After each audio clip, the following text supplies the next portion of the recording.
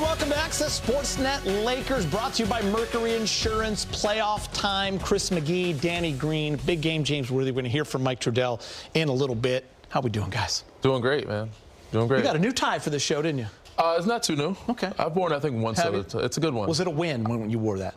You always Yes, win. I think it was a win. Not always. Between he and Fish, we got some GQ fashion up in here. GQ fashion. You and I are just trying to keep up. Big game, trying to keep up. Fish is hard to keep up with. Oh, man, look, you know me. All right, well, let's get right to it. Lakers are up 2-0, and now it shifts back to Houston. They are big underdogs in this one, guys. The Lakers did their job at home, but now they have to find a way to grab one on the road. What's the mindset coming in to game number 3? I don't think they're underdogs anymore. You know, with the KD, KD news, which I was going to get to. Yeah, you're right. I think it was 9.5. 9.5. It's going to slide down. I thought that was crazy to start to begin with. That's what I thought. And I'm You've been in these situations. You're up 2-0, but you're going on the road. You've seen what's happened in these playoffs. Yeah. Game 3, a lot of the home teams off to a quick start. But what's your mindset as a team up 2-0? Sweep the leg. Sweep the leg, Johnny. Get greedy. Get greedy. You know, so don't let your foot off the gas. Continue to be aggressive. Continue to talk and build defensively. Showing crowds with KD, trapping him, make him a playmaker. Offensively, stay confident. You know, having great nights from Luke Kennard, Marcus Smart, and company. DeAndre Ayton, everybody needs to step their game up. Rui, but it starts with the defense. Getting up in them, Marcus Smart doing the dirty work, as you can see, getting up in guys, talking early and often, rebounding, and then again, with no KD, put more pressure on them. You go up 3-0, they will wave the white flag early. And big game, Danny hits on some great points right there. This is a confident Laker team. No need to not have that confidence going into Game 3. Can't look past them because no KD, but you got to take advantage and I don't think they're going to look past them. I don't think they ever look past them. I said this the other night. They spent a couple of months building that chemistry, okay? And so just because a couple of players are out, chemistry can't be injured. I said that the other night. You can't injure chemistry. There's guys that are stepping up. The chemistry's still there. So, look, I don't think Houston was in the regular season, they can fool you. But when you get in a 7-game series, you can get exposed quickly, and they have been exposed. So I would go out with no KD. I'm thinking we're way better than this young team, and go out and smash them, and don't give them any confidence. Smash them early. Going up 3-0, it's your series. Yeah, can't skip any steps. Game by game, possession by possession. Don't look forward or past this one. I think they know that. And no group, I think, in this league knows it better than anybody. The most dangerous animal is a wounded animal. No doubt. So they're the ones that have been wounded, and they come out with confidence, have nothing to lose. This group has nothing to lose, so you can't look past this game and think, oh, we're going to for sure advance or go up 3-0. Take it a possession at a time and, do the little things, and the details really matter in this one. And even without KD, this is a wounded animal, like you said, in a team that only has one choice, to play their best game so far of the series. They've proven without KD, they go out and get 23 offensive rebounds. Yep. They're young. And if you don't think they're going to be wild and crazy tonight, they're going to be at home. So Rockets superstar Kevin Durant, he missed Game 1 with a knee injury, but returned for Game 2. He dropped 20 points on 6 of 7 shooting in the first half, but the Lakers clamped down in the second. That's where he also turned his ankle, held KD to just 3 points, 1 field goal made, forced 5 turnovers. For the whole game, KD turned the ball over 9 times. So time for a little Access 360, brought to you by Morongo Casino Resort and Spa. Good time. Why not? Good times. And okay, so no KD, we already got that straight. But I still want to break down, Danny, how the Lakers were so successful with that primary ball handler. I mean, I give a lot of credit to JJ, Greg St. Jean, all the coaching staff, and company players. Marcus Smart, he knows what it is. Luke Kennard, talking early and often, and they wore on him. They got physical with him. You see bodies on body. He's telling point, coming off, switching. They know the actions, high IQ, letting the bigs know, letting Rui know where he's coming. And everybody who sees him touches him. You see Rui putting a hand on his wrist, on his waist, getting physical with him, wearing him down. Even though KD gets to a spot, makes his jumper, he makes him go east-west, not as much north-south. He knocks down this pull-up, but this is the things that wear on him over time. You get physical. Another thing, Marcus Smart again, in his body. He's trying to get off of him. This is annoying for an offensive player to have a guy leaning on you and holding you the whole time. Jackson Hayes, he even gives him a bump, touches him up some. He's catching the ball at half court. Now, trap comes. Jake LaRavia, high IQ, sees a big is on him. We're to get the ball out of his hands. Even when he throws it off, knocks him down a little bit, touches him up some. Again, physicality, making him go east-west instead of north-south, making him go a wide angle. Even though he hits his pull-up, this is a lot of energy to get a bucket offensively. So over time, again, Jake and his body pushing him, he rejects. Now you got a crowd. Second half, they did a great job of showing crowd and doubling and making him be a playmaker, which is not his strength. KD is really good at getting buckets, making mid-range, but passing is not as easy in a double team. That's where they got the turnovers, out and running, offensive, easy, fast break, two-hand dunk, layups, and alley-oops. That's where you thrive. Here, same situation. Marcus Smart does not care about the basketball. Treat him like Steph Curry. Where's KD? Where's KD? Find him, get to his body, getting physical with him, see three guys show a crowd again, make him make a possession, make him make a play in the double team. Sengun is rolling, but for some reason, said KD couldn't find him, couldn't get it there, and Marcus Smart knows where his eyes are going, gets a deflection on it, Bron gets the ball out and running. These are the defensive possessions that help build throughout the game, and where's on a guy who has 20 points in the first half, have 3 in the second half because he's fatigued, he's tired, and now he's like, all right, I need to make plays, I need to pass because I'm too much of a load to carry offensively to do all these things and try to get a basket. Great breakdown right there. In a big game, we saw how the Lakers defended KD.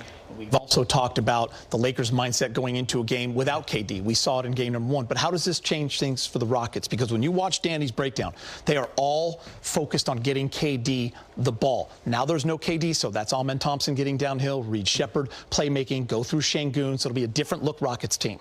With Marcus Smart out there, he's the head of the defense. He's gonna adjust to whoever's out there. I think they'll be able to play a little bit more collective team defense, not concentrate on just one player. But if they start getting downhill, Marcus Smart's going to be the guy that builds the wall and not allow these guys to get into the threat area. I mean, without KD, you have to know that these young boys are coming out gunning. So you just play smart defense, build a wall, continue to play physical like you did against KD. But just don't give them any comfort zone, anything easy. Don't let them break down your defense for layups and give up offensive rebounds, because they will do that.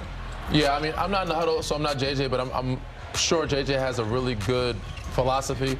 I don't think you change much. I don't think you have to. What you did against KD, you do against the same guy, Reed Shepherd. He's a young kid. Put pressure on him. Make him play in crowds and double teams, make him make plays. Even Amen Thompson some, but Reed Shepherd do the same. I think it's also shifting that energy and that focus is Alperen Sengun night. Yeah. Like, they're going to weigh heavy on him to score and do more inside. So make it tough. DeAndre and Jackson Hayes step up to the plate, front him, three-quarter him, get him off the block, and make him score tough baskets. Be physical with him, double him some, throw different matchups at him, but also Reed Shepherd at the point guard position. Make him make plays like you did KD. All right, for more, let's check in with Mike Trudell. He is joining us from Houston. And Mike, obviously we got word with no KD, and I know you've been watching Austin Reeves warm up. Yeah, Geeter, look, he looked good warming up, okay? We know that this was not a lower body injury, and so going through the shooting, he looked like he always looks, right? The question is, how did he feel doing some of the side-to-side movements and such? And I'm sure we will hear shortly, so the next time that I speak to you, we'll probably have that update on Austin Reeves. Now, you mentioned Kevin Durant. That was information that came in at the exact same time that J.J. Redick was doing his press conference. So when I asked him the first couple of questions, he had yet to have the info that KD was out.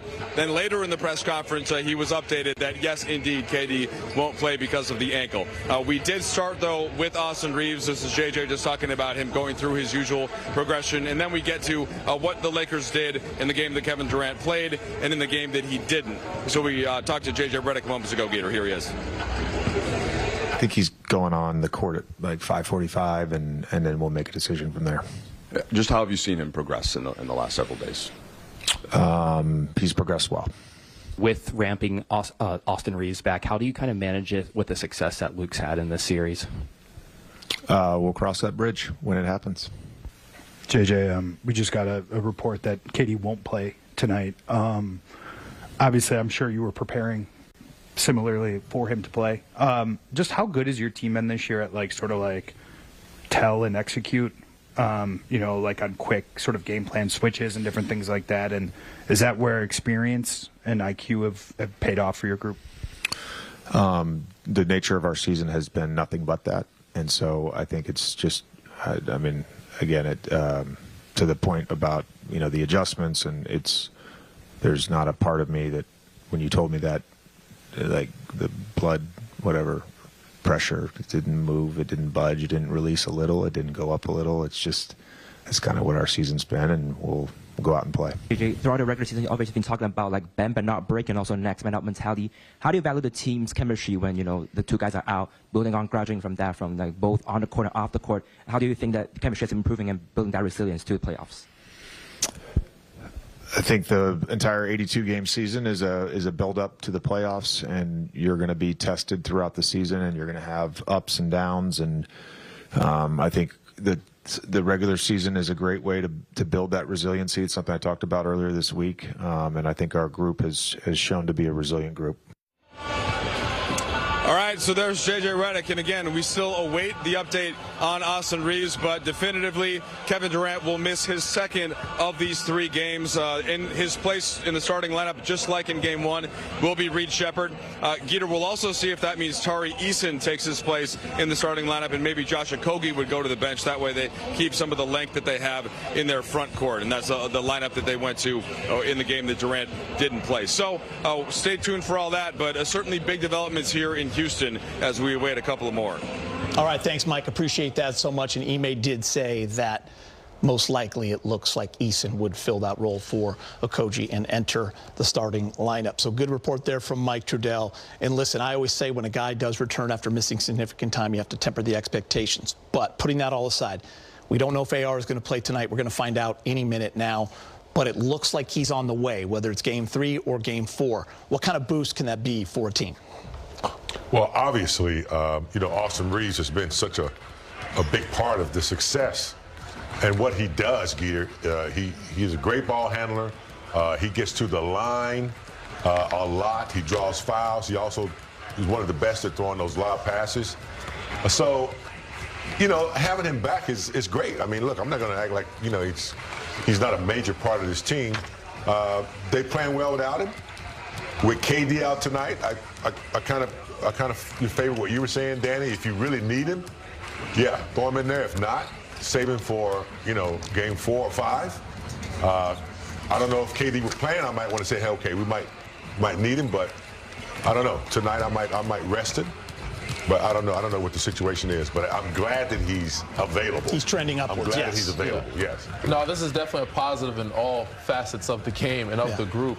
It would be a huge emotional and mental boost just having him around, right? He opens up the floor, even if he's not himself, which we don't expect to be right away. He still opens up the floor for everybody, shooting-wise, driving lanes-wise. And but said it gives you a confidence, emotional boost, another threat on the floor that allow everybody else to be able to play more free in their game. So, yeah, this would be huge. Again, I'm a big game.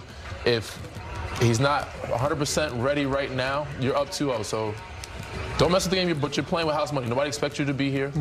You're in Houston. I feel like you can still win this game with KD being out right now. You have a good chance. I'm sure the Vegas numbers will flip. And, give him an extra day or two to let that oblique recover.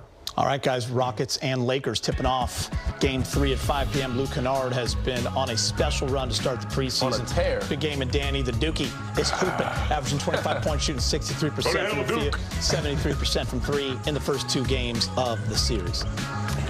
Plus, Marcus Smart did something no other Laker has ever done in Game 2. The former Defensive Player of the Year impacting the game on both ends. Access Sportsnet Lakers is brought to you by Merck.